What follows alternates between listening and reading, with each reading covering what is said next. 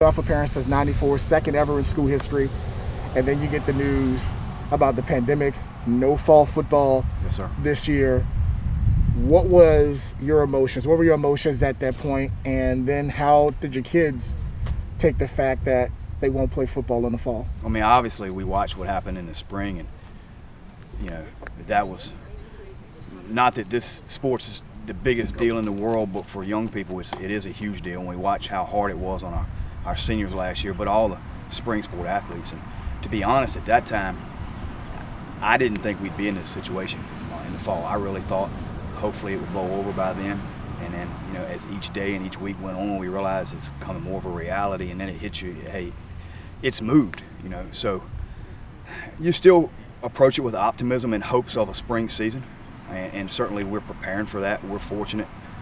Our administration and school board have permitted us to open up our off-season workouts. And so we're just happy to be in a frame of mind now where we can bring our athletes back and work with them just to give them, a purpose each day. And we get to spend some time with them. So we're fortunate in that, and we're optimistic in it in hopes of that spring season. And we just tell them it's a lot like life as far as we're working, and we're not even sure what we're working towards, but we know we got to get up and work every day. So we're glad we can come and do that. Personally for you, was there a little bit of frustration or sadness when you did so much last season? Sure. And you kind of want to get that momentum, have that momentum continue. I mean, and then it hits you like a ton of bricks. Yeah, I mean, we feel, as a staff, we feel just great about this group we have coming back. We were so young last year, and we know how many are coming back, and obviously the potential that they have and what we're looking forward to. So yeah, it hit us personally, but we're adults. I think it hit us harder for our players' sake, and the fact that it does present issues in their day-to-day lives, social, just dealing and communicating with people and being locked up in the house, and we finally got back in July, and it's not a healthy situation for adolescents to not be involved. So we're glad to just have them back. Last year, best record in a long time. You made the playoffs, and like I was saying, you have the momentum going. It stops. You really can't do nothing. You can't interact with the kids. So, had that level of optimism coming into the season before the pandemic hasn't been changed? No, not for us. I told our staff talked about it, and this is a strange way of looking at it, but if this was going to ever happen to any team, this is the team to have to go through it with. I mean, we returned 9 starters on offense. We returned 5 offensive linemen that started at least 6 games. We returned 6 or 7 on defense.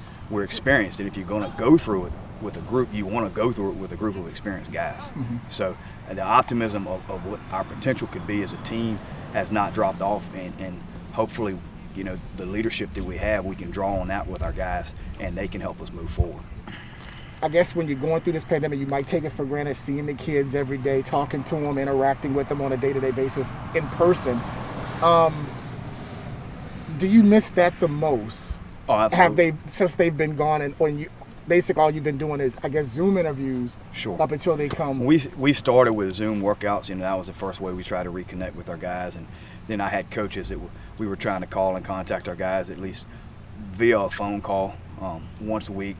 That's when it first started, and we didn't think we were going to be in it. And then we realized as time goes on, hey, we're in this thing for probably a long haul. So we went to Zoom workouts, and then we had a little bit of optimism about being able to get them back to workouts. Obviously, the biggest fallback for us or setback was dealing with the fact that we couldn't communicate with our guys, but more so from a concern of, how are they and how are their families, and again, what's their social emotional health? How are they truly doing mentally?